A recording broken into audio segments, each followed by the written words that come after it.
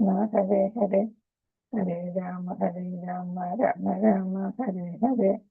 കൃഷ്ണ സച്ചിദാനന്ദ മംഗലാപുരത്തിന്റെ ഭക്തിവൈഭവ ക്ലാസ്സിലേക്ക് എല്ലാവർക്കും സ്വാഗതം. ഹരേ കൃഷ്ണ.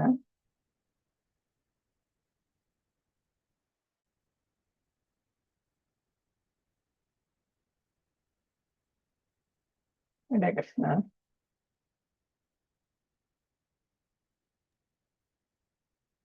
हरे कृष्ण माताजी। ഹരേ കൃഷ്ണ. ഹരേ കൃഷ്ണ.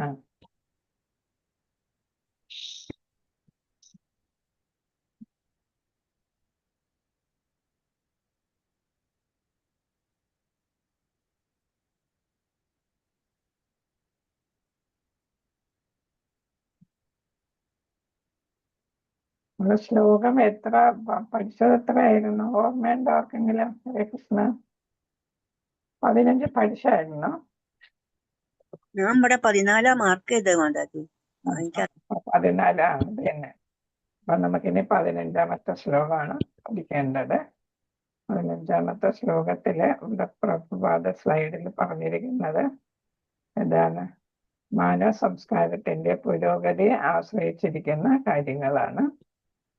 അപ്പോ പുരോഗതി ഏതിനൊക്കെ അനുസരിച്ചിരിക്കുന്നു എന്നുള്ള കാര്യം, പിന്നെ അതിഥികളെ സ്വീകരിക്കുന്നതിന്റെ ശാസ്ത്രം, അതൊക്കെയാണ് 13 മുതൽ 15 വരെയുള്ള ശ്ലോകങ്ങളിലൂടെ പറഞ്ഞിരിക്കുന്നത്. ഹരേ കൃഷ്ണ. അതിൽ വളരെ ഡീറ്റെയിൽസ് ഒന്നും ഇല്ല. 14ാമത്തേല് നമ്മൾ എന്താണ് ഭഗവാനെ സ്വീകരിക്കാനായിട്ട് പ്രധാന വീഥികളും തുരങ്കങ്ങളും ഇടവഴികളും കമ്പോളങ്ങളും പൊതുസ്ഥലങ്ങളും എല്ലാം പൂർണ്ണമായി വൃത്തിയാക്കി സുഗന്ധത്താൽ നനച്ചിരുന്നു. മാത്രവുമല്ല, ഭഗവാനെ സ്വാഗതം ചെയ്യുവാനായി ഫലങ്ങളും പുഷ്പങ്ങളും ഉടയാത്ത വിത്തുകളും ഒക്കെ എല്ലായിടത്തും വിതറിയിരുന്നു. അപ്പൊ നമ്മളിപ്പോ നിങ്ങൾക്കൊരു ചോദ്യമുണ്ട്, എന്താണ് വൈദിക സംസ്കാരത്തിൽ സ്വീകരണമൊക്കെ എങ്ങനെ, അതിഥി സ്വീകരണം എങ്ങനെയാണ് എന്നങ്ങനെ എന്തോ ഒരു ചോദ്യം നോക്കിയെന്ന് തോന്നുന്നു നിങ്ങൾ ഇല്ലേ? നോക്കിയില്ലേ? ഹരേ കൃഷ്ണ.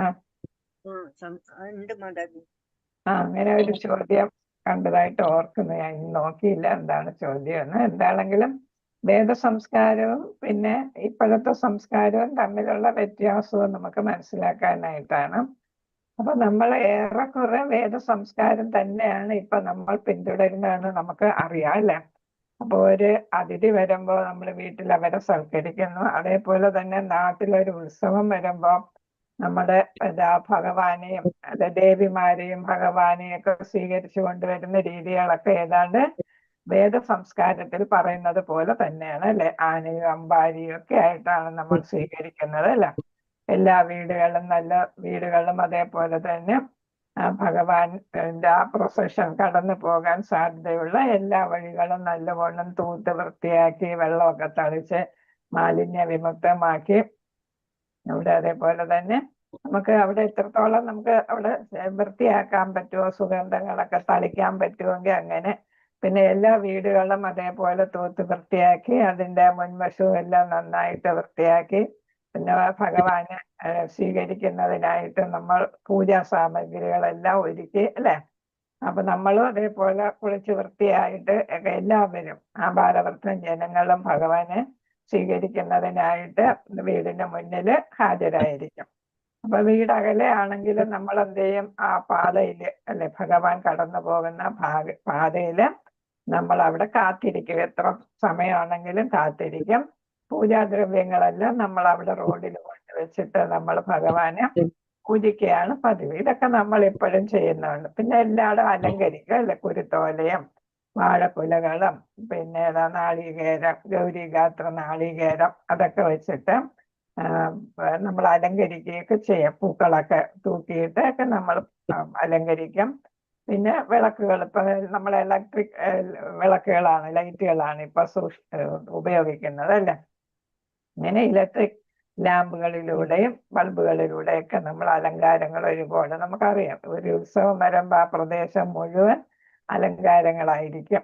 അപ്പൊ അത് വേദ സംസ്കാരത്തിന്റെ ഭാഗം തന്നെയാണ്. അത് നമ്മൾ എപ്പോഴും ആചരിക്കുന്നു എന്നുള്ളതാണ്. ഇപ്പൊ ഇത്രയും വർഷം കഴിഞ്ഞിട്ടും നമുക്ക് വേദ സംസ്കാരത്തിന്റെ ആ ഭാഗങ്ങൾ നമ്മൾ ഉപേക്ഷിച്ചിട്ടില്ല, ഹിന്ദുക്കൾ ഉപേക്ഷിച്ചിട്ടില്ല എന്നുള്ളതാണ്. അതിൽ നിന്ന് മനസ്സിലാക്കേണ്ട അതേ അപ്പടി തന്നെ നമ്മൾ തുടരുന്നു. പിന്നെ നമ്മൾ എന്താണ്, നമുക്കറിയാം കഞ്ഞി വീട്ട് അതേപോലെയുള്ള കാര്യങ്ങളൊക്കെ നമ്മൾ ചെയ്യുന്ന. ഇവിടെ ഇതിൽ പറഞ്ഞിരിക്കുന്ന ധാരാളം മധുര പലഹാരങ്ങളും അങ്ങനെയുള്ള കാര്യങ്ങളൊക്കെ വിതരണം ചെയ്യും. ഭഗവാൻ അർപ്പിച്ചത് മഹാപ്രസാദമായിട്ട് എല്ലാവർക്കും, അവിടെ വന്നിട്ടുള്ള എല്ലാവർക്കും നമ്മൾ വിതരണം ചെയ്യുന്നു എന്നുള്ളതാണ്. അപ്പൊ ഇവിടെ അതില് വേദകാലത്തുണ്ടായിരുന്ന അത്രയും നമ്മൾ പിന്നെ മധുര പലഹാരങ്ങളും അങ്ങനെയുള്ളതൊക്കെ ചെയ്യുന്നുണ്ടോ എന്ന് അറിയില്ല. പക്ഷെ നമ്മൾ വെക്കുന്ന അവലും മലരും പൂക്കളും പഴങ്ങളും ഫ്രൂട്ട്സുകൾ പല പല ഫ്രൂട്ട്സ് നമ്മൾ വെക്കും അല്ലെ. പ്രത്യേകിച്ച് പൂ വയ്ക്കും. അപ്പൊ ഇപ്പൊ ഏതാണ് രസകദളിയോ അങ്ങനെയുള്ള ചെറുപഴങ്ങള്. പിന്നെ ഇപ്പൊ അല്ലാതെ ധനവാന്മാരെല്ലാം ആപ്പിളും അങ്ങനെയുള്ള കാര്യങ്ങളൊക്കെ, പോമിഗ്രാനേറ്റ്, ആപ്പിൾ അങ്ങനെയുള്ള സീസണൽ ഫുഡായിട്ട് അല്ലെ, സീസണൽ ആയിട്ടുള്ള ഫ്രൂട്ട്സ് ഒക്കെ വെക്കും. ചക്ക, മാങ്ങ അങ്ങനെയൊക്കെയുള്ള എല്ലാം നമ്മൾ അവിടെ വെക്കും. അതെല്ലാം നമ്മൾ എല്ലാവർക്കും ഭക്തന്മാർക്കെല്ലാം വിതരണം ചെയ്യുകയാണ് പതിവ്. അപ്പൊ ഇതെല്ലാം വേദ സംസ്കാരം മിക്കവാറും അതേപടി, അത്രയും അല്ലെങ്കിലും ഏകദേശം നമ്മൾ ആ രീതിയിൽ തന്നെയാണ് ഇപ്പൊ തുടരുന്നത്. എത്ര നമ്മൾ ഏതാണ് ശാസ്ത്രപരമായിട്ട് മുന്നേറി എന്ന് പറയുന്നെങ്കിലും ഈ കാര്യങ്ങളൊക്കെ ചെയ്യുന്നത്. അതുപോലെ തന്നെ ഈ നമ്മൾ പൂജ വയ്പ്പിനൊക്കെയാണ് കൂടുതലായിട്ട് കരിമ്പൊക്കെ ഉപയോഗിച്ച് കാണുന്നത്. തമിഴ്നാട്ടിലാണ് കൂടുതൽ കരിമ്പ് കൃഷി ചെയ്യുന്നത്. നമ്മൾ കേരളത്തിലും ഉണ്ട്. എവിടെയായിട്ടാണ് മൂന്നാർ ഭാഗങ്ങളിലൊക്കെ കരിമ്പ് കൃഷിയൊക്കെ നന്നായിട്ടുണ്ട്. അപ്പൊ അതൊക്കെ. പിന്നെ ഇവിടെ പറയുന്നത് തൈര് തുടങ്ങിയ സാധനങ്ങളൊന്നും നമ്മളിപ്പോ അങ്ങനെ വെക്കുന്നതെന്ന് തോന്നുന്നില്ല. പക്ഷെ അവിടെ തൈരും പാൽ ഉൽപ്പന്നങ്ങൾ ഒക്കെ വയ്ക്കുന്നു. ഇത് പറയുന്നുണ്ട് പൂർണ്ണകുംഭം അല്ലെ. അത് നമ്മൾ പ്രശസ്തരായിട്ടുള്ള വ്യക്തികളെ, പ്രത്യേകിച്ച് ആധ്യാത്മികതയിലുള്ള, ഇപ്പം ഭൗതികതയിലുള്ള നേതാക്കന്മാര് വരുമ്പോഴും പൂർണ്ണകുംഭം കൊടുക്കുന്നുണ്ട്. അതിനെക്കുറിച്ച് അവർക്ക് അതിന്റെ പ്രാധാന്യം മനസ്സിലാക്കിയിട്ടില്ലെങ്കിലും ഒരു ഷോ എന്ന തരത്തില് പൂർണ്ണകുംഭം വെച്ചിട്ട് അവര് സ്വീകരിക്കും.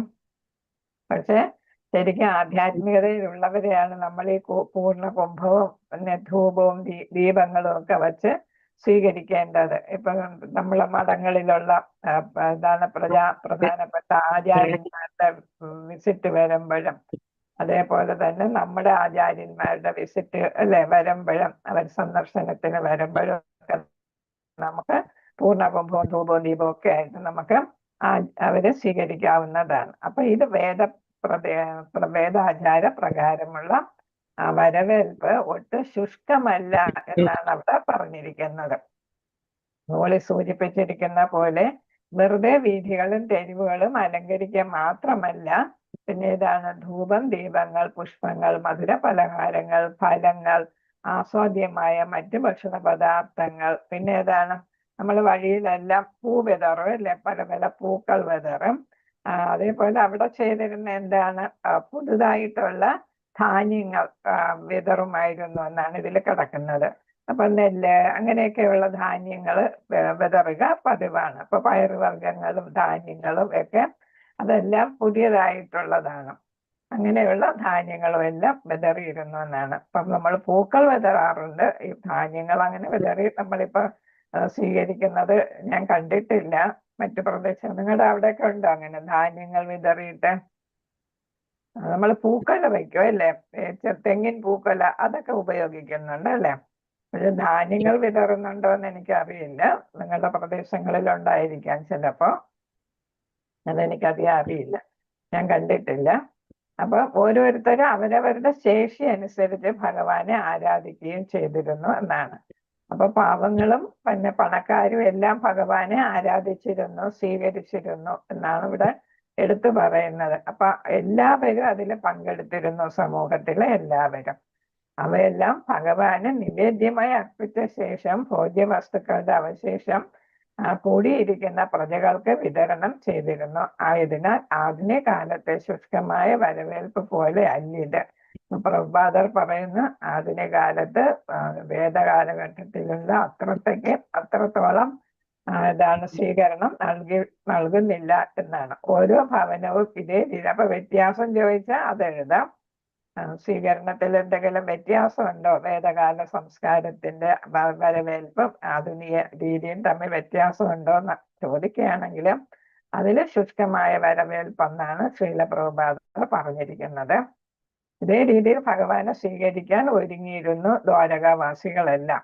അപ്രകാരം നഗരവീതിയിലൂടെയും തെരുവുകളിലെയും ഓരോ ഭവനവും ഇത്തരം പ്രസാദങ്ങൾ പ്രജകൾക്ക് വിതരണം ചെയ്യുകയാൽ ഉത്സവം വിജയകരമായിരുന്നു. ഭഗവാന് വരവേൽക്കുന്നത് ഉത്സവമായിട്ടായിരുന്നു അവർ ആഘോഷിച്ചിരുന്നത് എന്നാണ്. നഗരങ്ങൾ മാത്രമല്ല തെരുവുകളും ഉണ്ടായിരുന്നു. എന്ന് വെച്ചാൽ ഗ്രാമപ്രദേശങ്ങളും എല്ലാ ഭവനവും നന്നായിട്ട് ഒരുങ്ങുകയും അതേപോലെ പ്രസാദം വിതരണം ചെയ്യുകയും ചെയ്തിരുന്നു. ഭക്ഷണ വിതരണമില്ലാതെ ഒരു ആഘോഷവും പരിപൂർണമാകുന്നില്ല. അപ്പൊ അതിൽ നിന്നാണ് വേദ സംസ്കാരത്തിന്റെ ഭാഗമാണ് ഈ ഭക്ഷണ വിതരണം. അതുകൊണ്ട് തന്നെയാണ് ഇപ്പൊ അന്നദാനം പ്രധാനമായിട്ടുള്ള ഒരു ചടങ്ങായിട്ട് നമ്മൾ പാലിക്കുന്നുണ്ടല്ലേ. ക്ഷേത്രങ്ങളിലാണെങ്കിലും എല്ലാ ക്ഷേത്രങ്ങളും അന്നദാനം ചെയ്യുന്നുണ്ട്. നമ്മൾ ഇസ്കോണും അന്നദാനം പ്രധാന വിഷയമായിട്ട് എടുത്തിട്ടുണ്ട്. കാരണം എന്താ, ശ്രീല പ്രഭുപാദർ തന്നെയാണ് അമേരിക്കയിൽ അതിന് തുടക്കം കുറിച്ചത്. അപ്പൊ എല്ലാവിധ ആഹാര സാധനങ്ങളും ഭഗവാൻ, ഇപ്പൊ നമ്മൾ പഠിച്ചിട്ടുണ്ട് 56 തരം ഭക്ഷണം ചപ്പൻ ഭോഗം അല്ലെ ഭഗവാന് അർപ്പിക്കാറുണ്ട്. അപ്പൊ അത് ശേഷ ദിവസങ്ങളിലാണ്. ബാക്കി ദിവസവും 8, 10, 12 തരം ഭക്ഷണ സാധനങ്ങൾ ഭഗവാന് അർപ്പിക്കുന്നുണ്ട്. അതെല്ലാം രാജഭോഗം എന്ന് പറയാറുള്ളതിന്. അപ്പൊ അതെല്ലാം ആർക്ക് നൽകുന്ന? ഭക്തന്മാർക്ക് വിതരണം ചെയ്യുന്ന. അപ്പൊ പ്രഭുപാദർ സ്റ്റൗ വെച്ചിട്ട് ആഹാരം ഉണ്ടാക്കി വിതരണം ചെയ്താണ് ഹിപ്പികളെയൊക്കെ ഇതിലോട്ട് അടുപ്പിച്ചത്, കൃഷ്ണാവബോധത്തിലേക്ക് കൊണ്ടുവന്നത്. ആ രീതി നമ്മൾ ഇപ്പോഴും തുടരുന്നുണ്ട്. വേദ സംസ്കാര രീതി അപ്രകാരമാകുന്നു. അതായത് ഭക്ഷണ വിതരണം ഇല്ലാതെ ഒരു ആഘോഷവും പരിപൂർണമാകുന്നില്ല എന്നതാണ് വേദകാല വിധി. കൃഷ്ണ 16, 17 ശ്ലോകങ്ങൾ. ഓം നമോ ഭഗവതേ വാസുദേവായ.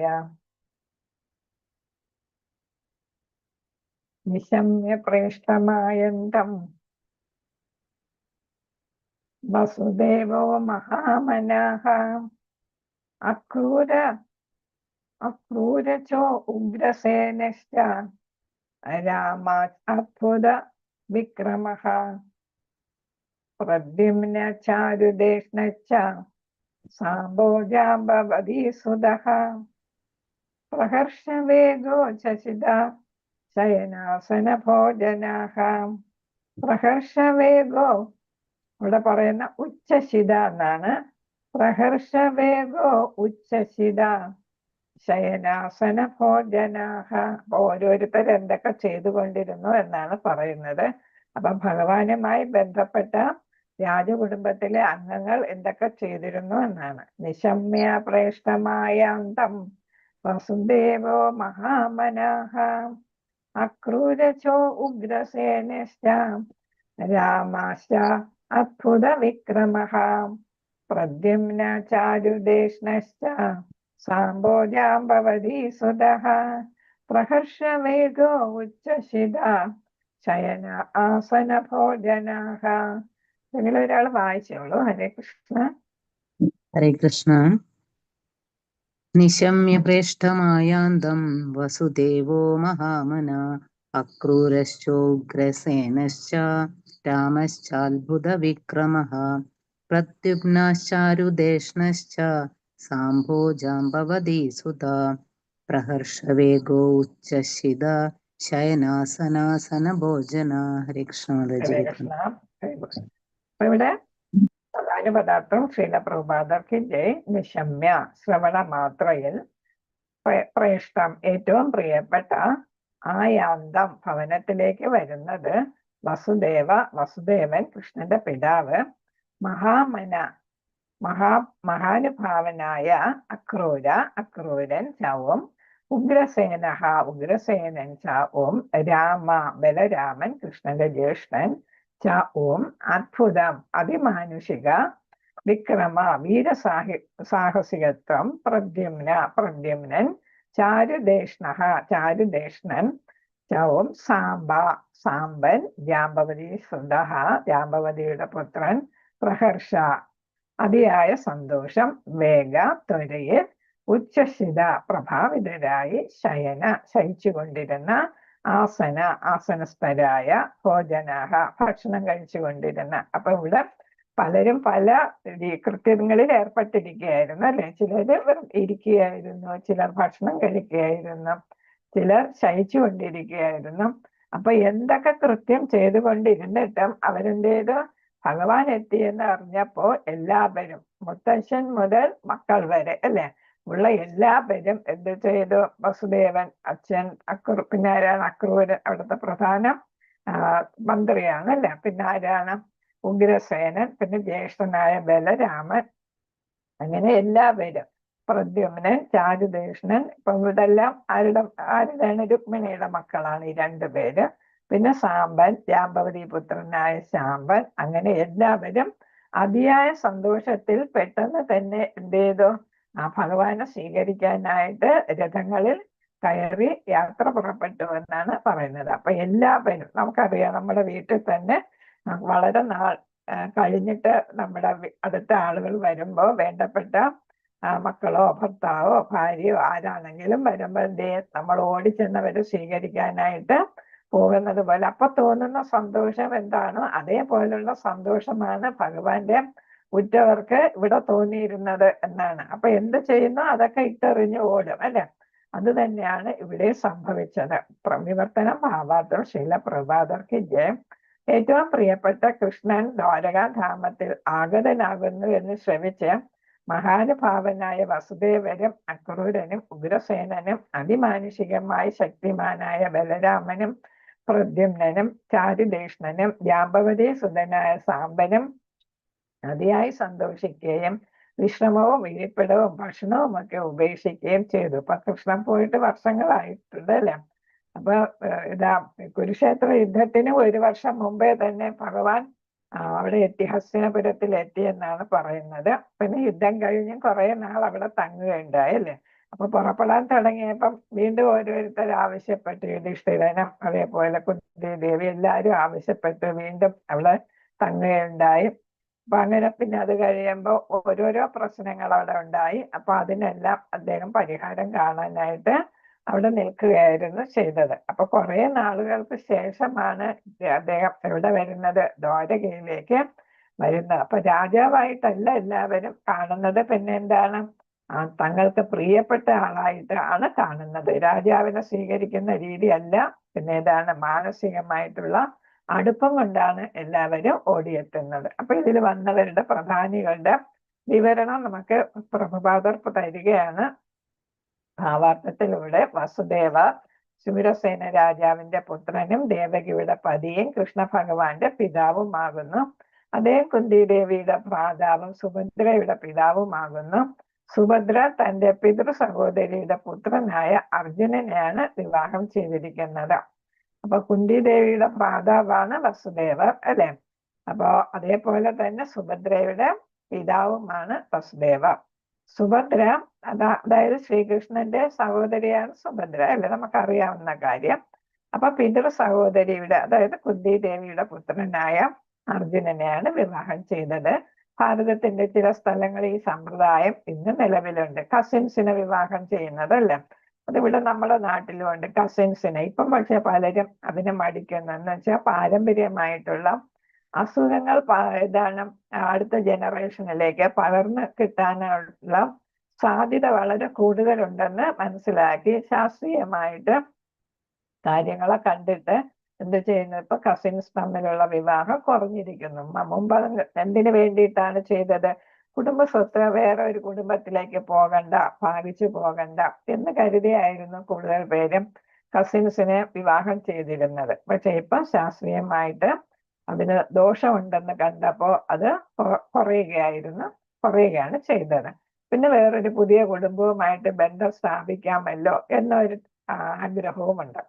ഭാരതത്തിന്റെ ചില സ്ഥലങ്ങളിൽ ഈ സമ്പ്രദായം ഇന്നുമുണ്ട്. ഉഗ്രസേനന്റെ മന്ത്രിയായി നിയമിതനായ വസുദേവർ പിന്നീട് ഉഗ്രസേനന്റെ സഹോദരനായ ദേവകന്റെ 8 പുത്രിമാരെ വിവാഹം ചെയ്തു. ഇപ്പൊ ഉഗ്രസേനന്റെ സഹോദരനാണ് ദേവകന്റെ പുത്രിയാണ് ദേവകി അല്ലേ. അപ്പൊ ദേവകിയോടൊപ്പം അവരുടെ 7 സഹോദരിമാരും ആരുടെ ഭാര്യമാരായിട്ട് മാറി? വസുദേവന്റെ ഭാര്യമാരായിട്ട് മാറി. അപ്പൊ അന്നൊക്കെ അതൊരു രീതിയായിരുന്നു. കൂടുതൽ ഭാര്യമാരെ പെൺകുട്ടികളെ വിവാഹം കഴിക്കുന്നത് ഒരു രീതിയായിരുന്നു. വസുദേവരുടെ ശ്വാലനായിരുന്നു കംസൻ. ബ്രദർ ഇൻ ലോ ആയിരുന്നു കംസൻ. ദേവകിയുടെ 8ാമത്തെ പുത്രനെ കംസന് നൽകിക്കൊള്ളാമെന്ന വ്യവസ്ഥയിൽ നമുക്കതറിയാം. ആകാശവാണി അല്ലെ കേട്ടിട്ട് കംസൻ ഉടനെ തന്നെ ദേവകിയെ വധിക്കാൻ തുടങ്ങി. കംസൻ തന്നെ സഹോദരിയോട് സ്നേഹം തോന്നി സ്വയം തെളിച്ചുകൊണ്ട് പോവുകയായിരുന്നു അല്ലെ വസുദേവന്റെ വീട്ടിലേക്ക്. പക്ഷെ ആകാശവാണി കേട്ടപ്പോ എന്ത് ചെയ്തു? പെട്ടെന്ന് തന്നെ അദ്ദേഹം ക്രുദ്ധനായി ദേവകിയെ വധിക്കാൻ ശ്രമിക്കുകയായിരുന്നു. അപ്പോഴാണ് വസുദേവർ ഇടപെട്ടെന്താണ് ജനിക്കുന്നത്. ദേവകിക്ക് പുത്രന്മാരില്ലല്ലോ. പുത്രന്മാരുണ്ടാകുമ്പോഴുള്ള കാര്യമല്ലേ ഈ കേട്ടത്, ശരീരമായിട്ട് കേട്ടത്. അപ്പൊ ഇപ്പോഴും ദേവകിയെ കൊല്ലേണ്ട കാര്യമില്ല. വസുദേവര് എന്താണ്? പണ്ഡിതനാണ്. അപ്പൊ നന്നായിട്ട് നല്ല രീതിക്ക് സംസാരിച്ച് അല്ലെ മയപ്പെടുത്താനായിട്ടുള്ള കഴിവൊക്കെ വസുദേവർക്കുണ്ട്. അപ്പൊ എന്ത് ചെയ്തു? ഞാന് ഉറപ്പ് തരികയാണ്, ദേവകി പ്രസവിക്കുന്ന എല്ലാ കുഞ്ഞുങ്ങളെയും ആരെ ഏൽപ്പിക്കാം? കംസനെ ഏൽപ്പിക്കാം. അതുകൊണ്ട് ദേവകിയെ ഇപ്പൊ കൊല്ലാൻ പാടില്ല എന്നുള്ളത് അങ്ങനെ ഒരു കണ്ടീഷൻ വയ്ക്കുകയായിരുന്നു. അതനുസരിച്ചാണ് രണ്ടുപേരെയും തടവറയിൽ പൂട്ടിയിട്ടത്. ദേവകിയുടെ 7ാമത്തെ പുത്രനെ കംസന് നൽകിക്കൊള്ളാമെന്ന വ്യവസ്ഥ എല്ലാവരെയും നൽകുകയായിരുന്നു ചെയ്തത് അല്ലെ. കംസന് നൽകപ്പെട്ട കാരാഗ്രഹവാസം വസുദേവർ സ്വമേധയാ സ്വീകരിച്ചു. കൃഷ്ണന്റെ ഇച്ഛയാൽ ഇത് നിഷ്ഫലമാക്കപ്പെട്ടു.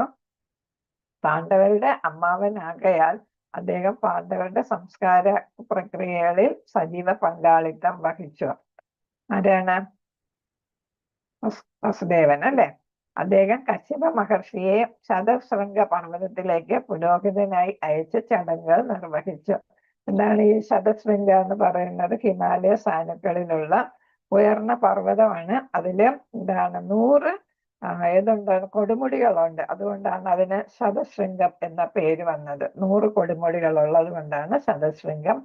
ഹിമാലയ സാനുക്കളിൽ വരുന്നതാണ്. അവിടെയാണ് പാണ്ഡു തപസ് ചെയ്തിരുന്നത്, മരണപ്പെട്ടതും. പിന്നെ അതേപോലെ തന്നെ പാണ്ഡവരെല്ലാം വളർന്നതും എവിടെയായിരുന്നു? ഈ ശതശൃംഗയിലായിരുന്നു. ചെറിയ നാളുകളിൽ അവർ വളർന്നിരുന്നത്. ഹസ്തിനപുരത്തേക്ക് വരുന്നത് വരെ അവർ താമസിച്ചിരുന്നത്, വളർന്നിരുന്നത് ശതശൃംഗയിലാണ്. ഹരേ കൃഷ്ണ. അപ്പൊ ഇവിടെ പറയുന്നു കശ്യപ മഹർഷിയെ ശതശൃംഗ പർവ്വതത്തിലേക്ക് പുരോഹിതനായി അയച്ച് ചടങ്ങ് നിർവഹിച്ചു എന്നാണ് പറയുന്നത്.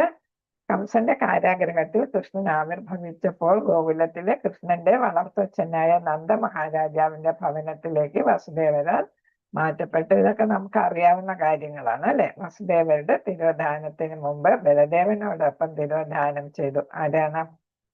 ആരാണ് തിരോധാനം ചെയ്തത്? ഹരേ കൃഷ്ണ. വസുദേവരെ കുറിച്ചാണ് നമ്മൾ പറയുന്നത് അല്ലെ. അപ്പൊ കൃഷ്ണൻ പോയതിന്റെ പിറ്റേ ദിവസം തന്നെ നമ്മൾ മനസ്സിലാക്കിയിരിക്കുന്നത് കൃഷ്ണൻ ഭൗതിക ലോകത്തിൽ നിന്ന് തിരിച്ചു പോയതിന്റെ ആ വിഷമത്തില് വസുദേവർ എന്തില് പ്രവേശിച്ചു എന്നാണ്? അങ്ങേയറ്റത്തെ അഗാധമായ ധ്യാനാവസ്ഥയിലേക്ക് പ്രവേശിക്കുകയും അങ്ങനെ ശരീരം ഉപേക്ഷിക്കുകയും ചെയ്തു എന്നാണ് പറയുന്നത്.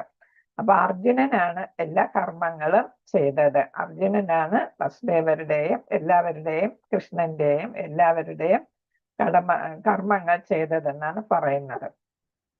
വസുദേവരുടെ തിരോഭാവ ശേഷം മരണാനന്തര കർമ്മത്തിന്റെ ചുമതല വസുദേവരുടെ ഭാഗിനേയനായ അർജുനൻ ഏറ്റെടുത്തു. കുന്തിയുടെ പുത്രനായ അർജുനൻ ഏറ്റെടുക്കുകയായിരുന്നു ചെയ്തത്.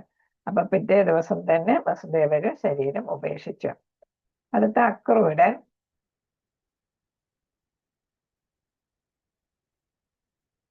കൃഷ്ണ വൃഷ്ണിവംശത്തിന്റെ സേനാപതിയും ശ്രീകൃഷ്ണ ഭഗവാന്റെ മഹാഭക്തനുമായിരുന്നു. അത് അറിയാം നമുക്കല്ലേ. വന്ദനം എന്ന് പറയുമ്പോൾ ഏറ്റവും പ്രധാനപ്പെട്ട ഉദാഹരണം ആരാണ്?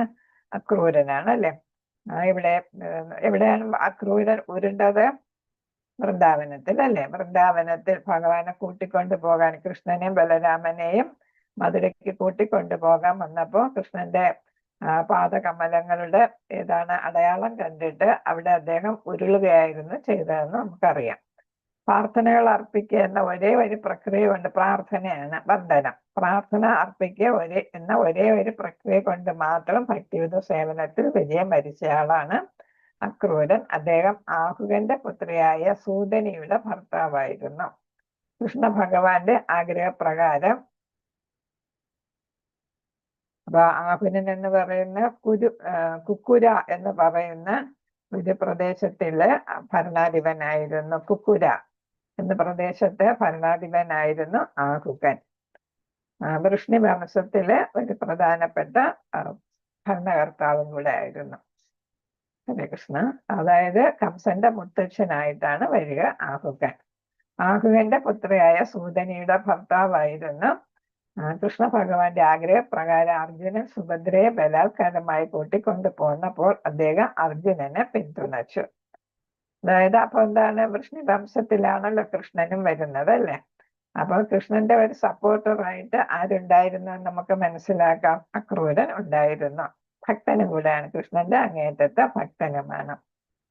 വിജയപ്രദമായ സുഭദ്ര അപഹരണത്തിന് ശേഷം ശ്രീകൃഷ്ണനും അക്രൂരനും അർജുനനെ സന്ദർശിക്കുകയും ഇരുവരും അർജുനന് ധാരാളം സ്ത്രീധനം നൽകുകയും ചെയ്തു. പരീക്ഷിത്ത് മഹാരാജാവിന്റെ മാതാവായ ഉത്തരയെ സുഭദ്രാസുതനായ അഭിമന്യു വിവാഹം ചെയ്യുമ്പോഴും അക്രൂരൻ സന്നിഹിതനായിരുന്നു. അതായത് നമ്മൾ മനസ്സിലാക്കുന്നത് പാണ്ഡവകുലത്തില് എല്ലാ പ്രധാനപ്പെട്ട കാര്യങ്ങൾക്കും ആരുടെ പ്രസൻസ് ഉണ്ടായിരുന്നു? അക്രൂരന്റെ സാന്നിധ്യം ഉണ്ടായിരുന്നു എന്നാണ് അതിൽ നിന്ന് മനസ്സിലാക്കേണ്ടത്. അപ്പൊ അർജുനൻ സുഭദ്രയെ തട്ടിക്കൊണ്ടുപോയപ്പോഴും പിന്നെ ഏതാണ് ഉത്തരയെ അഭിമന്യു വിവാഹം ചെയ്തപ്പോഴും ഇപ്പൊ പ്രധാന കർമ്മങ്ങളിലെല്ലാം അദ്ദേഹം പങ്കെടുത്തിരുന്നു. ഇപ്പൊ പാണ്ഡവരുടെ ഒരു അഭ്യുദയകാംക്ഷിയായിട്ട് അക്രൂരനെ നമുക്ക് കണക്കാക്കാം. കൃഷ്ണന്റെ ഭക്തനും.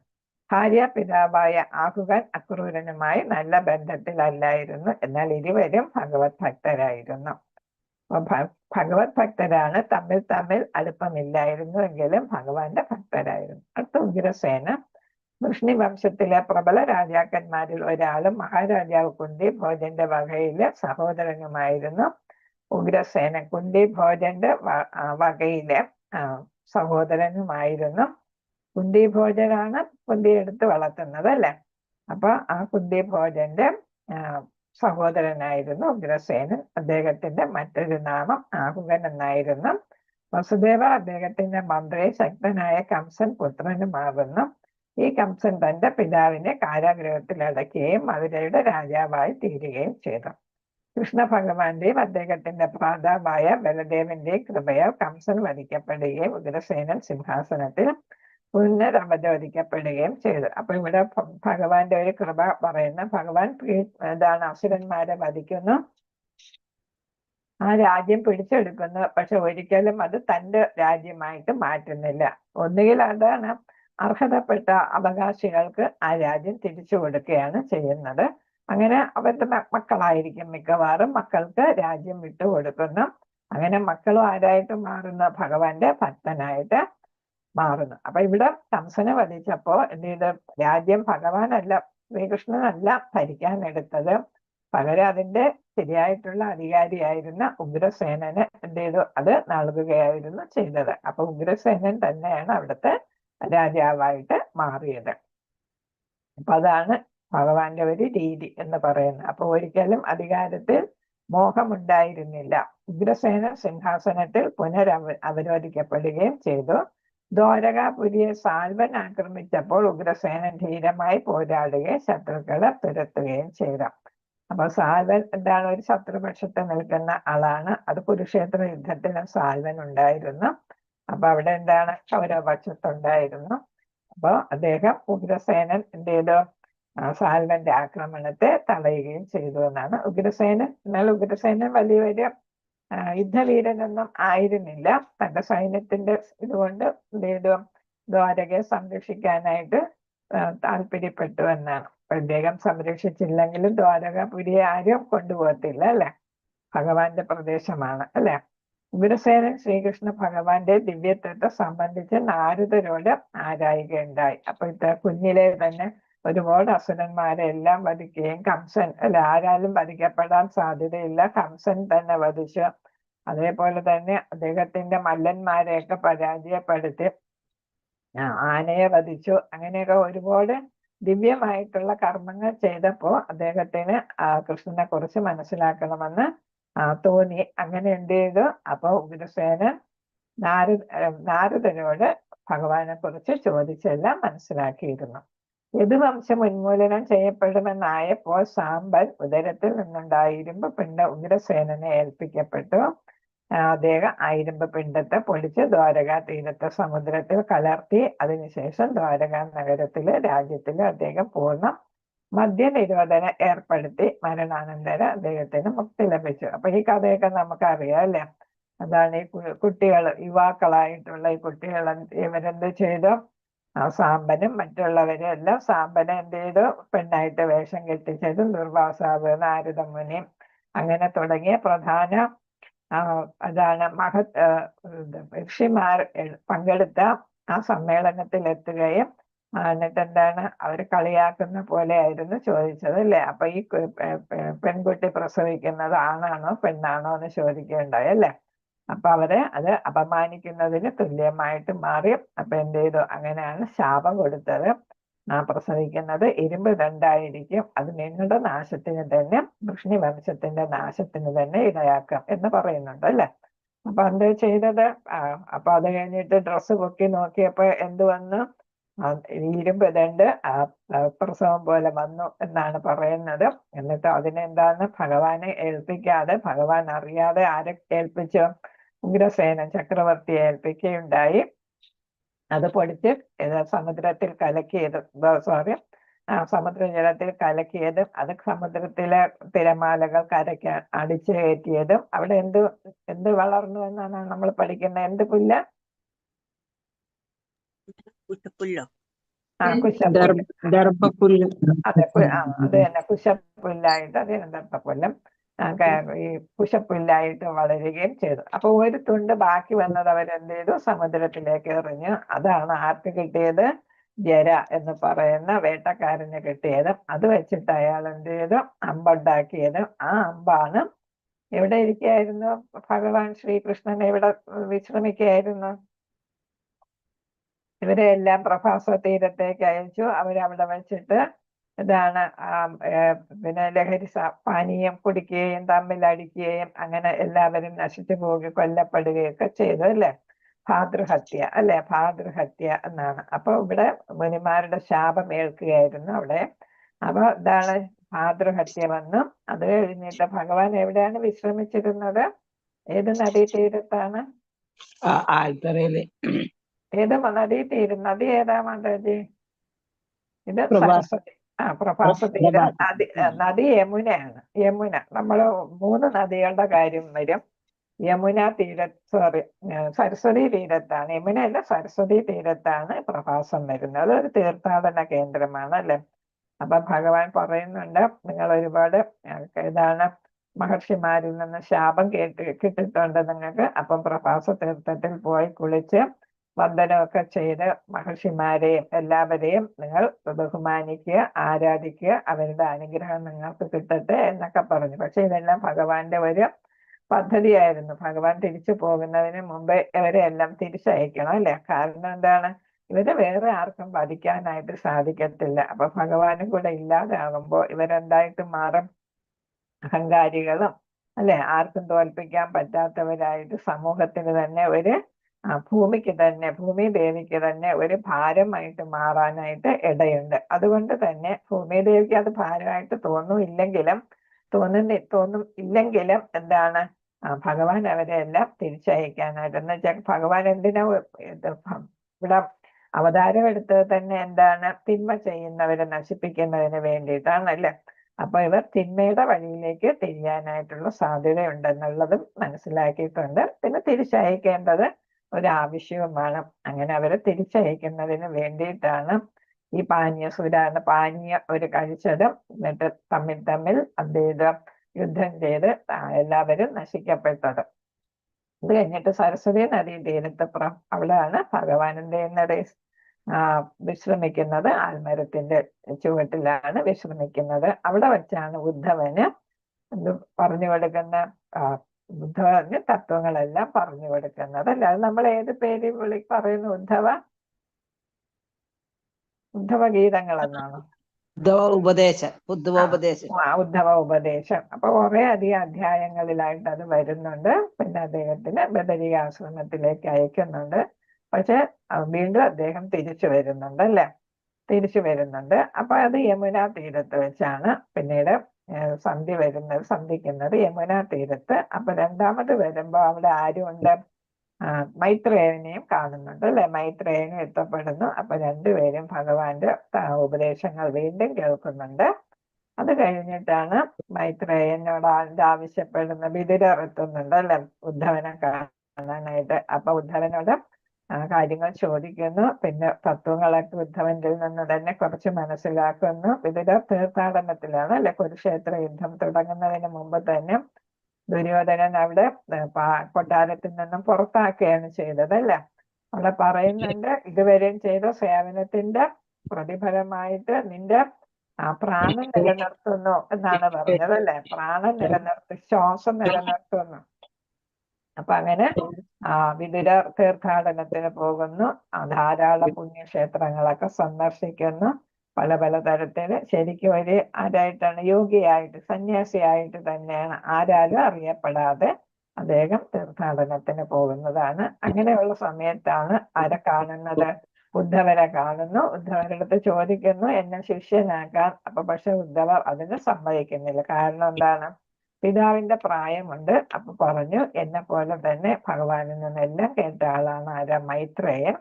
അപ്പൊ മൈത്രേയനോട് ചോദിക്കൂ എന്ന്. മൈത്രേയൻ അപ്പൊ എവിടെ എത്തി? ഗംഗാതീരമായ ഹരിദ്വാറിലെത്തി അല്ലെ. അപ്പൊ ഹരിദ്വാറിൽ പോയി മൈത്രേയനെ കാണുകയും അത് കഴിഞ്ഞിട്ട് മൈത്രേയനിൽ നിന്ന് എല്ലാ ഉപദേശങ്ങളും സ്വീകരിക്കുകയും ചെയ്യുന്നു. അതാണ് ഉദ്ധവന്റെ നീതി വരുന്നല്ലേ. അപ്പൊ ഇതെല്ലാം ഉദ്ധവർ പകർന്നു കൊടുക്കുന്നുണ്ട്. ഉദ്ധവനീതി എന്നാണ് ഉദ്ധവനീതി അല്ല, വിതുരനീതി. വിതുരന്റെ തത്വങ്ങളെ അറിയപ്പെടുന്നത് വിതുരനീതി എന്നാണ്. അത് എല്ലാവർക്കും എല്ലാ കാലത്തും പ്രയോജനപ്പെടുന്നതാണ്. അപ്പൊ 3 നദികൾ ഇവിടെ വരുന്നു: സരസ്വതി നദി, യമുന നദി, ഗംഗാ നദി. അപ്പൊ ഒരാള് ബദരികാശ്രമത്തിലോട്ട് പോയി, പിന്നെ വിതുരർ മൈത്രേയനെ സന്ദർശിക്കാനായിട്ട് ഹരിദ്വാറിലും പോകുന്നു. അവിടെ വെച്ച് എല്ലാ തത്വങ്ങളും മനസ്സിലാക്കുന്നു. ഹരേ കൃഷ്ണ. അപ്പൊ ഇവിടെ എന്താ മനസ്സിലായത്? ദ്വാരക തീരത്തെ സമുദ്രത്തിൽ കലർത്തി അതിനുശേഷം അപ്പൊ അവിടെ ജര എത്തുന്നു അല്ലെ. ജര എത്തി മാനിന്റെ മുഖമാണെന്ന് കരുതി തെറ്റിദ്ധരിച്ചാണ് അമ്പെയ്യുന്നത്. അപ്പൊ ഈ ഇരുമ്പ് ദണ്ട് കൊണ്ടുണ്ടാക്കിയ, അവശിഷ്ടം കൊണ്ടുണ്ടാക്കിയതാണ് ജരയുടെ അമ്പ് അല്ലെ. ആ അമ്പ് കൊണ്ട് തന്നെ ശ്രീകൃഷ്ണന്റെ പാദത്തില് എന്ത് ചെയ്യുന്നു? അസ്ത്രം അയക്കുന്നു. അത് കൊണ്ടിട്ടാണ് ഭഗവാൻ എന്ത് ചെയ്യുന്നു? അതൊരു നിമിത്തം അല്ലെ, നിമിത്തമായിട്ട് മാത്രം വരുന്നു. അപ്പൊ അദ്ദേഹം എന്ത് ചെയ്യുന്ന? ഭൗതിക ശരീരം ഉപേക്ഷിക്കുന്നു. അപ്പൊ ജര ഓടിയെത്തി ക്ഷമാപണമൊക്കെ ചെയ്യുന്നുണ്ട് അല്ലെ. അപ്പൊ ഭഗവാൻ എന്ത് ചെയ്യുന്നു? സാന്ത്വനപ്പെടുത്തുകയാണ് ചെയ്തത്. ഇത് കർമ്മഫലമാണ്. അപ്പൊ ജര ആരാണ് മുൻ ജന്മത്തില്? ഹരേ കൃഷ്ണ. ബാലി എന്നാണ് പറയുന്നത്. ചിലര് ഭൃഗു മഹർഷി എന്നും പറയുന്നുണ്ട്. പക്ഷെ പൊതുവെ പറയുന്നത് ബാലി. അപ്പൊ എന്താണ് ഇവിടെ പറയുന്നത്? മദ്യനിരോധനം കാരണം എന്താണ്? അത് ഏർപ്പെടുത്തിയെന്നാ പറയുന്നത്. പക്ഷെ മരണാനന്തരം ആർക്കാണ്? നമ്മുടെ ഉഗ്രസേനന് മുക്തിയിൽ ലഭിച്ചു. ബലദേവൻ വസുദേവർക്ക് തന്റെ പത്നിയായ രോഹിണിയും ജനിച്ച ദിവ്യപുത്രനാണ്. അദ്ദേഹം രോഹിണിയുടെ പ്രിയപുത്രൻ എന്ന നിലയിൽ രോഹിണി നന്ദൻ എന്നും അറിയപ്പെടുന്നു. അപ്പൊ നമുക്ക് അറിയാം, വസുദേവരുടെ പത്നിയാണ് അല്ലെ രോഹിണി. അതേപോലെ തന്നെ ദേവകിയുടെ കുട്ടിയായിട്ടാണ് വാസ്തവത്തിൽ ആര് വരുന്നത്? ബലദേവൻ വരുന്നത് അല്ലെ. അപ്പൊ അന്നും ഈ ശാസ്ത്രീയമായിട്ട് നമ്മളിപ്പോ ശാസ്ത്രത്തിലൂടെ ഒരു ഗർഭപാത്രത്തിൽ നിന്ന് കുഞ്ഞിനെ, ഭ്രൂണത്തെ വേറൊരു ഗർഭപാത്രത്തിലേക്ക് മാറ്റുന്നു. പക്ഷെ അന്ന് ദിവ്യമായ ശക്തിയിലൂടെ ഒരു ഗർഭപാത്രത്തിൽ നിന്ന് വേറൊരു ഗർഭപാത്രത്തിലേക്ക് ഭ്രൂണത്തെ മാറ്റാൻ കഴിഞ്ഞിരുന്നു എന്നാണ് നമ്മൾ ഇതിൽ നിന്നും മനസ്സിലാക്കുന്നത് അല്ലെ. അപ്പൊ എന്താണ്? ദേവകിയുടെ 7ാമത്തെ പുത്രനാണ് രോഹിണിയുടെ മകനായിട്ട് ജനിക്കുന്നത്. അദ്ദേഹം രോഹിണിയുടെ പ്രിയപുത്രനായതുകൊണ്ട് രോഹിണി നന്ദൻ എന്നറിയപ്പെടുന്നു. അദ്ദേഹവും വളർന്നത് എവിടെയാണ്? നന്ദഗോപരുടെ കൊട്ടാരത്തിലാണ് അല്ലെ.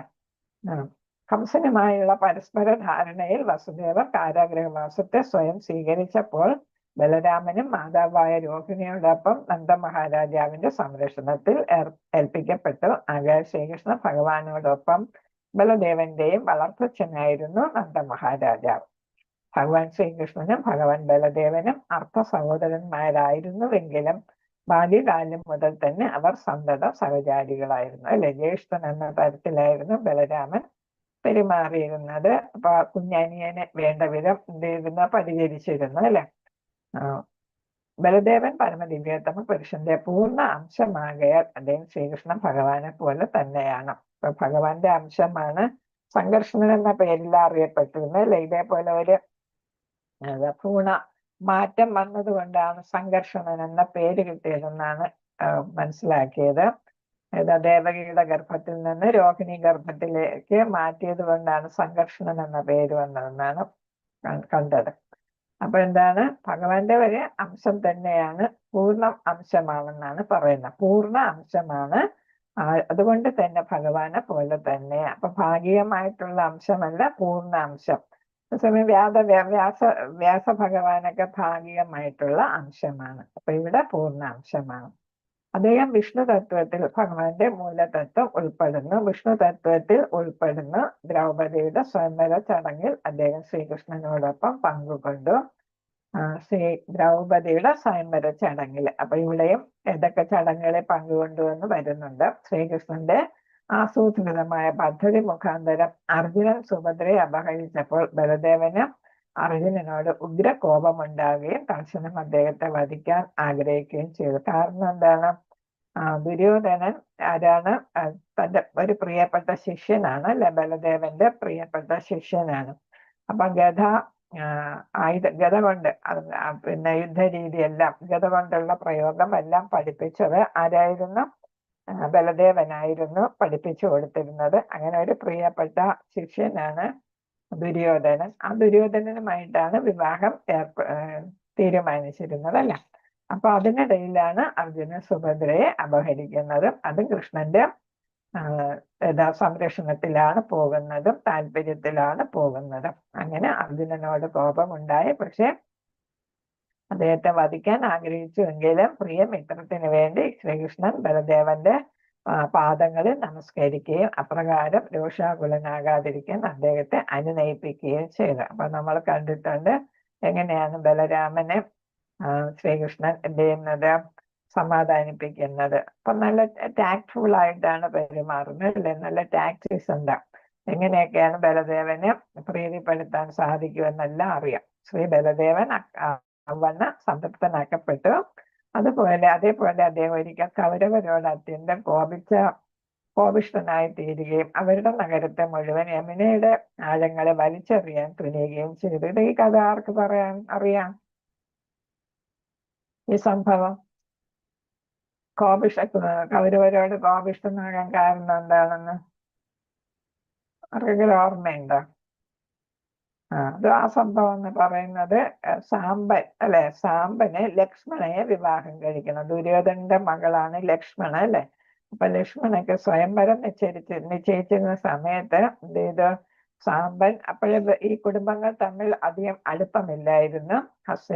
ദ്വാരകയും അതേപോലെ തന്നെ ഹസ്തിനപുരവും തമ്മിൽ അടുപ്പമില്ലായിരുന്നു. ആ സമയത്ത് ലക്ഷ്മണയെ വിവാഹം കഴിക്കണമെന്നുള്ള ആഗ്രഹം സാമ്പനുണ്ടായിരുന്നു. സാമ്പൻ ആരാണ്? ജാമ്പവതി പുത്രൻ. അല്ലെ, അപ്പൊ അദ്ദേഹം എന്ത് ചെയ്തു, ലക്ഷ്മണയെ എന്ത് ചെയ്തു, അപഹരിച്ചു കൊണ്ടുവരികയായിരുന്നു ചെയ്തത്. സുഭദ്രയെ അർജുനൻ അപഹരിച്ചതുപോലെയൊക്കെ ഇവിടെ അപഹരണം നടന്നു. പക്ഷെ എന്ത് ചെയ്തു, കൗരവർ കാര്യം മനസ്സിലാക്കിയപ്പോൾ അവര് പിന്തുടർന്ന് സാമ്പനെ എന്ത് ചെയ്തു, പിടിക്കുകയും തടങ്കലിൽ അടക്കുകയും ചെയ്തു.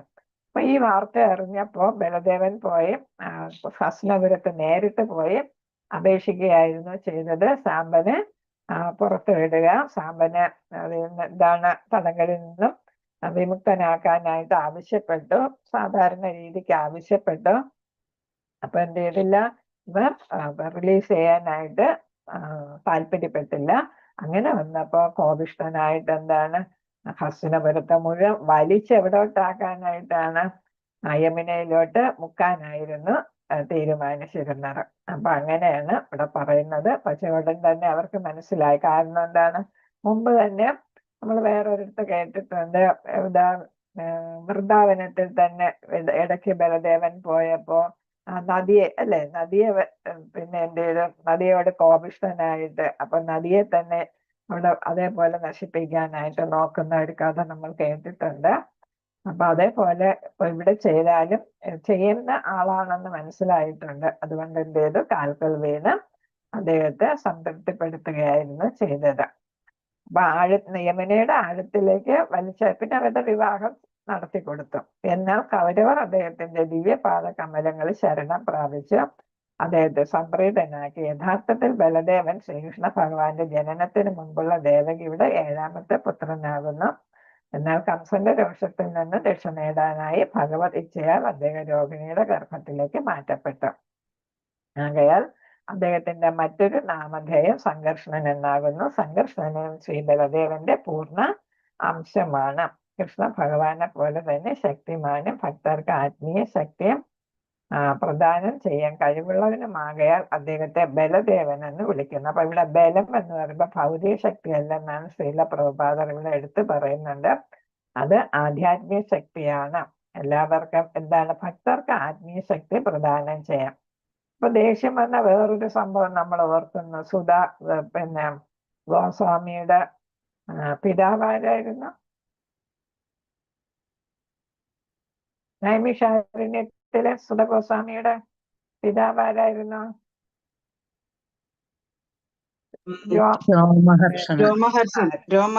രോമഹർഷൻ ഒരു പുല്ലെടുത്തിട്ടാണ് വധിച്ചത് അല്ലേ? അല്ലേ? അപ്പൊ രോമഹർഷൻ എന്ത് ചെയ്തില്ല, ബഹുമാനിക്കേണ്ടവരെ ബഹുമാനിച്ചില്ല, അഹങ്കാരിയായിട്ട് മാറി എന്നാണ്. ശരിക്കും രോമഹർഷന് സുധ ഗോസ്വാമി ഒന്നും ബ്രാഹ്മണരല്ല, എന്നിട്ട് അവർക്ക് ബ്രാഹ്മണരുടെ പദവി നൽകിയതായിരുന്നു അല്ലെ? ബ്രാഹ്മണരല്ലാഞ്ഞിട്ടും ബ്രാഹ്മണരുടെ പദവി നൽകിയതായിരുന്നു. അതുകൊണ്ടാണ് അവർക്ക് ഈ 88,000 ഋഷിമാർ, അവരൊക്കെ ബ്രാഹ്മണരാണ് അല്ലെ? അവർക്ക് ഭാഗവതം പറഞ്ഞു കൊടുക്കാനുള്ള സന്ദർഭം ഉണ്ടാക്കി കൊടുത്തിട്ടും എന്ത് ചെയ്തു, അഹങ്കാരിയായിട്ട് മാറി എന്നുള്ളതാണ്. അപ്പൊ എല്ലാവരും ബലദേവനെ കണ്ടപ്പോ എണീറ്റ് എന്ത് ചെയ്തു, ബഹുമാനിച്ചു. ഇവിടെ ഇദ്ദേഹം വ്യാസപീഠത്തിൽ ഇരിക്കുക കാരണം അദ്ദേഹം എണീറ്റ് ബഹുമാനം കാണിച്ചില്ല എന്നാണ്. അപ്പൊ ആരാണെങ്കിലും ബഹുമാനിക്കേണ്ടവരെ ബഹുമാനിക്കണം. എത്ര ഉയർന്ന വ്യക്തിയാണെങ്കിലും ബഹുമാനിക്കേണ്ടവരെ ബഹുമാനിക്കണം എന്നതിന് ഒരു ഉദാഹരണം കൂടെയാണ് ഇത്. എന്നിട്ട് അദ്ദേഹത്തിന്റെ തന്നെ മകനായ സൂത ഗോസ്വാമിയെ ഭാഗവത പ്രഭാഷണം നടത്താനായിട്ട് ഏൽപ്പിക്കുകയും ചെയ്തു. അപ്പൊ ഇത് എപ്പോഴായിരുന്നു? ബലദേവൻ കുരുക്ഷേത്ര യുദ്ധം തുടങ്ങിയപ്പോ എന്ത് ചെയ്തു, വിതുരരെ പറഞ്ഞു വിട്ടു. ഇവിടെ ബലദേവൻ എന്ത് ചെയ്ത്, സ്വന്തം ഇഷ്ടപ്രകാരം ആ യുദ്ധത്തിൽ നിന്ന് മാറി നിൽക്കുകയായിരുന്നു ചെയ്തത് അല്ലെ? അപ്പോൾ അദ്ദേഹവും ഇതേപോലെ തീർത്ഥാടന സ്ഥലങ്ങളെല്ലാം സന്ദർശിക്കാനായിട്ട് പുറപ്പെട്ടതാണ്. അങ്ങനെയാണ് നൈമിഷാരണ്യത്തില് എത്തുന്നത്. ഹരേ കൃഷ്ണ. അപ്പൊ ബലദേവന്റെ ദേഷ്യം നമുക്ക് മനസ്സിലാക്കാം. ബലദേവന്റെ പ്രീതിയില്ലാത്ത പക്ഷെ ആർക്കും പരമപുരുഷ ഭഗവാനെ മനസ്സിലാക്കാൻ സാധ്യമല്ലെന്ന് വേദങ്ങളിലും അഭിപ്രായപ്പെട്ടിട്ടുണ്ട്. ബല അർത്ഥമാക്കുന്നത് ആത്മീയ ശക്തിയാകുന്നു, അല്ലാതെ ശാരീരിക ശക്തിയല്ല. അല്പജ്ഞാനികളായ ചിലർ ബലത്തെ ശരീരത്തിന്റെ ശക്തിയായിട്ട് വ്യാഖ്യാനിക്കുന്നു. അപ്പൊ എന്താണ് നമ്മൾ പറയാ, ലിറ്റിൽ നോളജ് ഇസ് ഡേഞ്ചറസ് എന്ന് നമ്മൾ പഠിച്ചിട്ടുണ്ട് അല്ലെ? കുറച്ച് അല്പജ്ഞാനം അപകടം എന്നാണ്. അപ്പൊ അല്പജ്ഞാനമുള്ളവരാണ് ഏതാണ് ബലം എന്ന് പറയുമ്പോൾ അത് ശാരീരിക ശക്തിയായിട്ട് കണക്കാക്കുന്നത്. എന്നാൽ ശാരീരിക ശക്തികൾ ആർക്കും ആത്മീയ സാക്ഷാത്കാരം നേടാൻ സാധ്യമല്ല. എങ്കിൽ പിന്നെ കംസനും രാവണനും ഒക്കെ എന്നെ നേടിയേനെ അല്ലെ? അപ്പൊ രാവണനും കംസൻ ദശമുഖനാണ് അല്ലെ രാവണൻ. അപ്പൊ അത്രയ്ക്ക് ദശമുഖൻ എന്ന് പറയുമ്പോൾ അത്രയ്ക്ക് ശക്തി ഉണ്ടെന്നുള്ളതാണ് അത് കാണിക്കുന്നത്. അപ്പൊ അവർക്കൊന്നും ആത്മീയ സാക്ഷാത്കാരം നേടാനായിട്ട് സാധിച്ചില്ല. ശക്തി കൊണ്ട് നേടുന്നതല്ല ആത്മീയ സാക്ഷാത്കാരം. ഭൗതിക ശരീരത്തിന്റെ അന്ത്യത്തോടൊപ്പം ശാരീരിക ശക്തി അവസാനിക്കുന്നു. അതേസമയം ആത്മീയ ശക്തി ആത്മാവിനെ അടുത്ത ദേഹാന്തര പ്രാപ്തിയിലും അനുഗമിക്കുന്നു. അപ്പൊ ആത്മീയ ശക്തി എന്ത് ചെയ്യുന്നു, ആത്മാവിനെ അനുഗമിക്കുന്നു. അടുത്ത ശരീരത്തിൽ കയറുമ്പോഴും എന്തുണ്ടാവും, ഈ ആത്മീയ ശക്തി ഉണ്ടാകും. അപ്പൊ നമ്മുടെ പ്രവർത്തനങ്ങളൊക്കെ ഈ ആത്മീയ ശക്തിയുടെ സഹായത്താലുള്ള പ്രവർത്തനങ്ങളായിട്ട് മാറും. ആകയാൽ ബലദേവനിൽ പ്രാപ്തമാകുന്ന ശക്തി ഒരിക്കലും വൃഥാവിൽ ആകുന്നില്ല. ബലദേവനാൽ കിട്ടുന്ന ശക്തി, ആത്മീയ ശക്തി ഒരിക്കലും ഇതാകത്തില്ല, നഷ്ടമാകത്തില്ല. ആ ബലം നിത്യമാകുന്നു. അപ്പൊ ബലദേവന്റെ അനുഗ്രഹത്താൽ നമുക്ക് കിട്ടുന്ന ആത്മീയ ശക്തിയും അത് ശാശ്വതമാണ്, നശിക്കുന്നില്ല. കാരണം എന്താണ്, ആത്മാവിനോടൊപ്പം അതും സഞ്ചരിക്കുന്നു. അപ്രകാരം ബലദേവൻ എല്ലാ ഭക്തരുടെയും മൂല ആത്മീയ ഗുരുവായിട്ട് അറിയപ്പെടുന്നു. അപ്പൊ ഏതാണ് നമ്മള് പരംഗുരു എന്ന് പറയുന്നത് ആരാണ്? ബലദേവനെയാണ് പ്രധാനപ്പെട്ട ഗുരുവായിട്ട് കണക്കാക്കുന്നത്. അപ്പൊ എല്ലാവരുടെയും ശരിയായിട്ടുള്ള ഗുരു ആരാണ്? ബലദേവനാണ്. സാന്ദീപനിമയുടെ ശിഷ്യനായി ശ്രീ ബലദേവൻ ശ്രീകൃഷ്ണൻ ഭഗവാന്റെ സഹപാഠിയായിരുന്നു. ബാല്യത്തിൽ അദ്ദേഹം ശ്രീകൃഷ്ണനോടൊപ്പം നിരവധി അസുരന്മാരെ വധിക്കുകയുണ്ടായി, അല്ലെ? കൗമാര ദിശയില് പിന്നെ വൃന്ദാവനത്തിൽ വെച്ചിട്ട്, അല്ലെ? ഇവിടെ ഗോകുലത്തിൽ വെച്ചിട്ട്, വൃന്ദാവനമല്ല, ഗോകുലത്തിൽ വെച്ചിട്ട് ധാരാളം അസുരന്മാരെ വധിക്കുകയുണ്ടായി. വിശേഷിച്ചും കാലവനത്തിൽ വെച്ച് അദ്ദേഹം ധേനകാസുരനെ വധിച്ചു. കുരുക്ഷേത്ര യുദ്ധവേളയിൽ അദ്ദേഹം നിഷ്പക്ഷനായി നിലകൊള്ളുകയും യുദ്ധം ഒഴിവാക്കാൻ പരമാവധി പരിശ്രമിക്കുകയും ചെയ്തു. അപ്പൊ അദ്ദേഹത്തിന് യുദ്ധം ഒഴിവാക്കണമെന്നുണ്ടായിരുന്നു. പക്ഷെ ദുര്യോധനന്റെ നിലപാട് കൊണ്ടാണ് ഇത് സാധിക്കാതെ വന്നത്. യുദ്ധം ഒഴിവാക്കാനായിട്ട് ശ്രീകൃഷ്ണനും ശ്രമിച്ചിരുന്നു, ബലദേവനും ശ്രമിച്ചിരുന്നു. ഇവർക്കെല്ലാം കുരുവംശത്തോടുള്ള അടുപ്പം കൊണ്ടാണ് ഒരു യുദ്ധം, ഭ്രാതാക്കന്മാർ തമ്മിലുള്ള യുദ്ധം ഒഴിവാക്കാനായിട്ട്. അതുപോലെ തന്നെ ചോരപ്പുഴ ഒഴുകുമെന്ന് എല്ലാവർക്കും അറിയാം, അല്ലെ? അപ്പൊ അതുകൊണ്ടാണ് അത് ഒഴിവാക്കാനായിട്ട് രണ്ടുപേരും ശ്രമിച്ചു എന്നാണ്. അദ്ദേഹം ദുര്യോധനനെ അനുകൂലിച്ചിരുന്നെങ്കിലും നിഷ്പക്ഷനായി നിലകൊണ്ടു. ഇപ്പൊ ദുര്യോധനൻ ശിഷ്യനായിരുന്നത് കൊണ്ടാണ് അനുകൂലിക്കുന്നത്, അല്ലാതെ അദ്ദേഹത്തിന്റെ അധർമ്മത്തിന് ഒരിക്കലും സപ്പോർട്ട് നിൽക്കുന്നില്ല. അതുകൊണ്ട് തന്നെ അദ്ദേഹം എന്തായിരുന്നു? നിഷ്പക്ഷനായിട്ട് ആരുടെ ഭാഗത്തും ചേർന്നില്ല. ദുര്യോധനനും ഭീമനും തമ്മിൽ ഗദായുദ്ധത്തിൽ ഏർപ്പെട്ടപ്പോൾ അവിടെ അദ്ദേഹവും സന്നിഹിതനായിരുന്നു. ഭീമസേനൻ ദുര്യോധന അരക്കെട്ടിന് താഴെ അല്ലെങ്കിൽ തുടയിൽ പ്രഹരിച്ചപ്പോൾ അദ്ദേഹം ഭീമസേനന് മേൽ പ്രകോപിതനാകുകയും നീതിപൂർവമല്ലാത്ത ഈ പ്രവർത്തിക്ക് തിരിച്ചടി നടത്താൻ തുനിയുകയും ചെയ്തു. അപ്പൊ അതേപോലെ നേരത്തെ തന്നെ നമുക്ക് ഭഗവാനോട് ഇവിടെ ഈ ദ്വന്ദ്വയുദ്ധം വരുമ്പോ പാണ്ഡവരോട് പക്ഷം ചേരരുത്, ഒരു തരത്തിലും ഒരു നിർദ്ദേശവും കൊടുക്കരുതെന്ന് നേരത്തെ തന്നെ പറഞ്ഞിരുന്നു. ബലദേവൻ നിർദ്ദേശം കൊടുത്തിരുന്നു. അങ്ങനെ ഭഗവാൻ എന്ത് ചെയ്തില്ല? ഒരു നിർദ്ദേശവും കൊടുക്കാതെ മാറി നിൽക്കുകയായിരുന്നു ചെയ്തത്. പിന്നെ കണ്ണുകൊണ്ടാണ് കാണിച്ചു കൊടുത്തത്, അല്ലേ? ഇതാണ് താഴെ അടിക്കണം, എന്നാല് കൊല്ലാൻ സാധിക്കൂ. കാരണം എന്താണ്? ദുര്യോധന അത്രക്ക് ശക്തിമാനാണ്, അല്ലെ? ഒരുപാട് ക്വാളിറ്റീസ് ദുര്യോധനനുണ്ട്. പക്ഷെ ശകുനിയാൽ നയിക്കപ്പെട്ടത് കൊണ്ടാണ് ദുര്യോധനന്റെ നല്ല ക്വാളിറ്റീസ് ഒന്നും ആർക്കും കാണാൻ പറ്റാതെ വന്നത്. പ്രകടമാകാനായിട്ട് വിഷം കുത്തിവെക്കുകയായിരുന്നു, അല്ലെ? ദുര്യോധനനുള്ള മനസ്സിൽ വിഷം കുത്തിവെക്കുകയായിരുന്നു ശകുനി ചെയ്തത്, അല്ലെ? നമ്മുടെ സമൂഹത്തിൽ ഇതേപോലുള്ള ശകുനിമാരും ദുര്യോധനനും ഒക്കെ ഉണ്ട്. അപ്പൊ ദുര്യോധന ചെറിയ നാള് മുതല് ശരിയായിട്ട് നയിച്ചിരുന്നെങ്കിൽ, അല്ലെങ്കിൽ ധർമ്മത്തിന്റെ പാതയിലേക്ക് നയിച്ചിരുന്നെങ്കിൽ ദുര്യോധനൻ നല്ല ഒരു വ്യക്തിയായിട്ട് മാറുമായിരുന്നു. ഈ യുദ്ധം ഒക്കെ ഒഴിവാക്കാനായിട്ട് സാധിക്കുമായിരുന്നു. 100 പേരും വധിക്കപ്പെടത്തില്ലായിരുന്നു. പക്ഷെ ശകുനിയാണ് ഇതിനെല്ലാം ഒരു കാരണമായിട്ട് വരുന്നത്. അപ്പൊ ഇവിടെ ദുര്യോധനന്റെ അരക്കെട്ടിന് താഴെ, അപ്പൊ യുദ്ധത്തിന്റെ ഒരു രീതിയാണ്, ഗദായുദ്ധത്തിന്റെ ഒരു നിയമമാണ് അരയ്ക്ക് താഴെ പ്രഹരം ഏൽപ്പിക്കാൻ പാടില്ല എന്നാണ്, അല്ലെ? അപ്പൊ അരയ്ക്ക്, അതുകൊണ്ടാണ് നമ്മൾ ഒരു തമാശ കാണുന്നുണ്ട്, അല്ലെ? ദുര്യോധനന് എന്ത് ചെയ്യുന്നു? ഗാന്ധാരി എല്ലാ ശക്തിയും, അതുവരെ സമാഹരിച്ചിരുന്ന ശക്തി മുഴുവൻ, തപശക്തി മുഴുവൻ അങ്ങോട്ട് ട്രാൻസ്ഫർ ചെയ്യുന്ന സമയത്ത് അവിടെ ചെന്ന് കൃഷ്ണൻ എന്ത് ചെയ്യുന്ന ദുര്യോധനനെ കളിയാക്കുന്നുണ്ട്. അമ്മയുടെ മുമ്പിൽ നിവസ്ത്രം ആയിട്ട് നിൽക്കാൻ പോകുന്നു എന്നൊക്കെ, അല്ലെ? അങ്ങനെ എന്ത് ചെയ്തു? മറയ്ക്കുക ചെയ്തു, അല്ലെ? ഭാഗമൊക്കെ മറയ്ക്കുക ചെയ്തത്. അപ്പൊ അവിടെ ആ ശക്തി പ്രവേശിച്ചില്ല. അതുകൊണ്ടാണ് ആ ഭാഗത്ത് അടിക്കാനും അങ്ങനെ അദ്ദേഹത്തെ വീഴ്ത്താനും സാധിച്ചത്. അതുപോലെ ബലദേവന്റെ ഒരു ശിഷ്യനാണ്, പ്രധാന ശിഷ്യനാണ്. അതുകൊണ്ട് തന്നെ നന്നായിട്ട് ഗദായുദ്ധം നടത്താനായിട്ട് ദുര്യോധനന് സാധിക്കുമായിരുന്നു. പ്രകോപിതനായി നീതിപൂർവമല്ലാത്ത എന്ന് വെച്ചാൽ യുദ്ധത്തിന്റെ നിയമത്തിന് വിരുദ്ധമായ ഈ പ്രവർത്തിക്ക് തിരിച്ചടിക്കാൻ തുണിയുകയും അദ്ദേഹത്തിന്റെ രോഷത്തിൽ നിന്നും ഭീമനെ ശ്രീകൃഷ്ണ ഭഗവാൻ അപ്പോഴേ രക്ഷിച്ചു, അല്ലെ? അപ്പൊ അവിടെ ഭീമനെ രക്ഷിച്ചു, നേരത്തെ അർജുനനെ രക്ഷിച്ചു. അപ്പൊ പാണ്ഡവരെയൊക്കെ ഓരോ കാര്യങ്ങളിൽ ഇങ്ങനെ ഭഗവാൻ രക്ഷിച്ചുകൊണ്ടിരിക്കുകയായിരുന്നു, അല്ലെ? എന്നാൽ ഭീമസേനോട് യുഗുപ്സിതനായി അദ്ദേഹം ഉടൻ അവിടെ നിന്നും വിടവാങ്ങി. അപ്പൊ അദ്ദേഹത്തിനോട് ദേഷ്യം തോന്നിയിട്ട്, ഭീമസേനോട് ദേഷ്യം തോന്നി അവിടെ നിന്നും വിടവാങ്ങുകയായിരുന്നു ചെയ്തത്. അദ്ദേഹം യാത്രയായ ശേഷം ദുര്യോധനൻ മരണാസന്നനായി നിലം പതിച്ചു. അർജുനപുത്രനായ അഭിമന്യുവിന്റെ മരണാനന്തര കർമ്മം അമ്മാവനായ ബലദേവനാണ് നിർവഹിച്ചത്. ദുഃഖാധിക്യത്താൽ പാണ്ഡവർക്ക് ആർക്കും അത് ചെയ്യാൻ സാധ്യമായിരുന്നില്ല. അപ്പൊ പാണ്ഡവർക്ക് അന്തിമകർമ്മങ്ങൾ ചെയ്യാനായിട്ട് സാധിക്കാത്തത് കൊണ്ട് ആര് തന്നെയാണ് ചെയ്തത്? അമ്മാവനായ ബലദേവനാണ് ചെയ്തത്. സുഭദ്രയുടെ പിന്നെ മകനല്ലേ, അപ്പൊ അങ്ങനെ അമ്മാവനായിട്ട് വരുന്നു. അന്ത്യഘട്ടത്തിൽ അദ്ദേഹത്തിന്റെ വായിൽ നിന്നും ഒരു വെളുത്ത മഹാസർപ്പത്തെ പുറത്തു വന്ന് കൊണ്ട് അദ്ദേഹം ഈ ലോകത്തിൽ നിന്നും വിടവാങ്ങി. ഇപ്രകാരം സർപ്പരൂപത്തിൽ ശേഷനാഗം അദ്ദേഹത്തെ വഹിച്ചു കൊണ്ടുപോയി. അപ്പൊ ശേഷരൂപത്തിൽ പോകുന്ന നമ്മൾ കണ്ടിട്ടുണ്ടല്ലേ.